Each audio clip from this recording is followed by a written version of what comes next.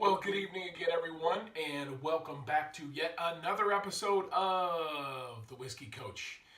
It is me, and on the agenda this evening is Blade and Bow. Blade and Bow is an interesting story. I want to dive kind of right into this tonight. It's a Diageo product. It is a non-age stated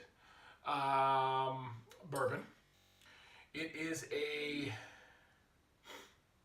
straight bourbon, so it's got to be at least 4 years. The mash bill is undisclosed on this one, so we don't really know exactly what we're looking at. We do know that it is something that is a little bit of a rarity in the bourbon world. It is a Solera aged bourbon. Now, for many of my rum viewers, you're familiar with what Solera aged means. If you're not a rum person, or if you're not a big spirits guy, and interested in the processes as much, Solera aging is basically, and I'm going to really give this a high level overview. You take a bunch of old barrels or old spirits and you literally stack them up top, and you literally drip old spirit down, and you blend it and you marry it, and then it kind of comes out of a spigot, and you get little teeny percentages of this old spirit that started out up top actually in the bottle. So it's kind of like some ends up in this barrel, some ends up in this barrel, some ends up in this barrel, and Solera aged means the kind of the big marketing piece on the Blade and Bow is that there is Stitzel Weller juice in this bottle.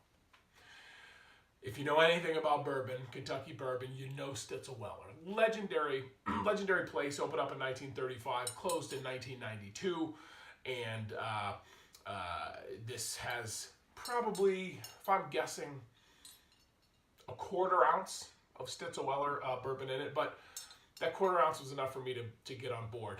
So that's how this was produced anyway. So that's the real high level explanation of Solera aging. Cool story, cool bottle. It comes with a little bit of a key, Blade and Bow, get it? Apparently on the front door of the old Stitzel Weller distillery, there were 5 keys. The heavy brass keys represented the 5 steps of crafting bourbon and symbolized the art of making the world's finest whiskey. So that's the story on the Blade and the Bow. There is a 22-year-old version of this that, if I'm not mistaken, has maybe all Stitzel Weller juice.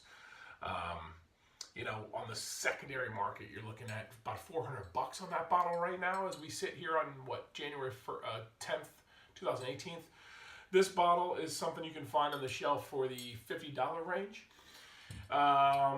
We're talking 91 proof or 46.5% ABV. And that's about that. To me, this is a nice bottle to kind of have in a collection, especially if you're newer in collecting. It looks nice. It's got a good story. And like I said, anybody that appreciates bourbon will appreciate the fact that there is Stitzel Weller whiskey in here, albeit probably a minute amount.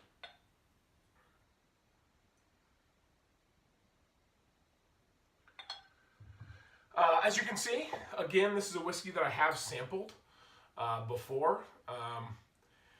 I started thinking, if I opened up a new bottle for every time that we sat here and did a review, I have a ton of bottles with a pour or 2 pours out of, and I don't like to have that many bottles open. I don't like to have over a certain percentage of my collection open at any time, because I'm a believer that once you open that bottle, even if you use a preserver, the clock is kind of ticking. So I like to finish a bottle within a couple years of opening it. So that'd be a lot of whiskey. So I have to occasionally mix some of these bottles in that I've had before. So with no further ado, let's get right after this whiskey and talk about what she is about. Light, delicate nose.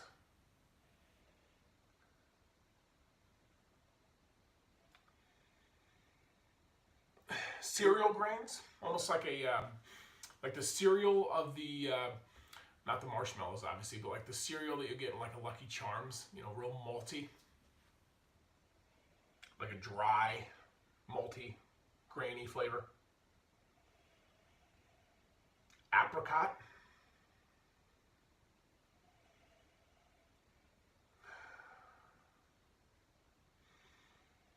There's something else in there I'm struggling with. Almost like a grapiness.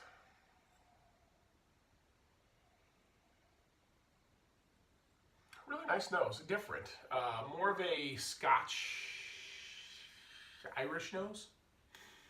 Not nearly the vanilla or the wood or the leather that you get in a typical bourbon. It's not good.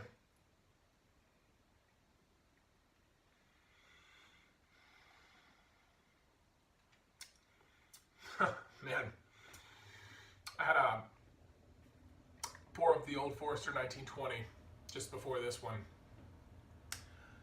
and that at 115 proof is making this extremely, extremely drinkable, even after cleansing the palate.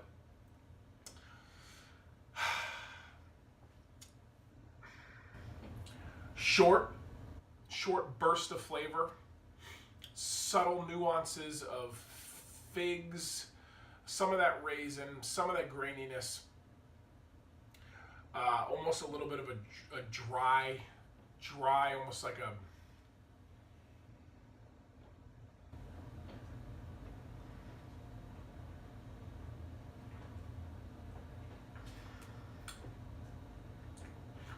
maybe like almost like a cranberry-ish. Warm, more, a little more warm on the finish than I would expect, but in a nice way. It's like I said, it's kind of here and it's kind of gone. A little bit more stringent than I would like.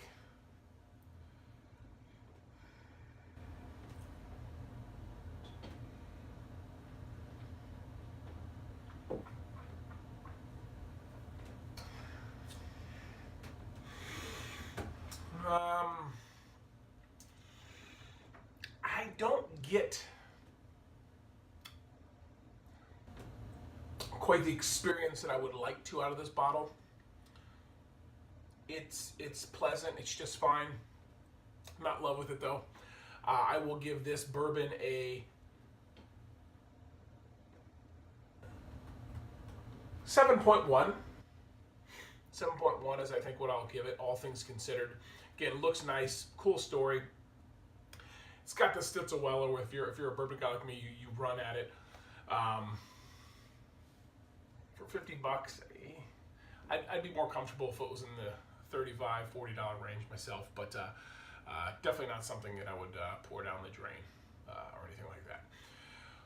Quick programming note, as I think about, you know, when to review what, and I get so many recommendations from you guys, I decided that I'm going to stick with bourbons and ryes.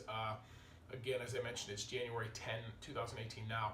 Through January, through February, and then March 1, I'll go right into Irish whiskeys, kind of celebrate that St. Patty's Day. And then April and May, we'll start to get into some more rum reviews and maybe do those even into early summer. So that's all I got, guys. Thank you so much, as always, for viewing this review. Hopefully you enjoyed it. Maybe a little more than I enjoyed this particular dram.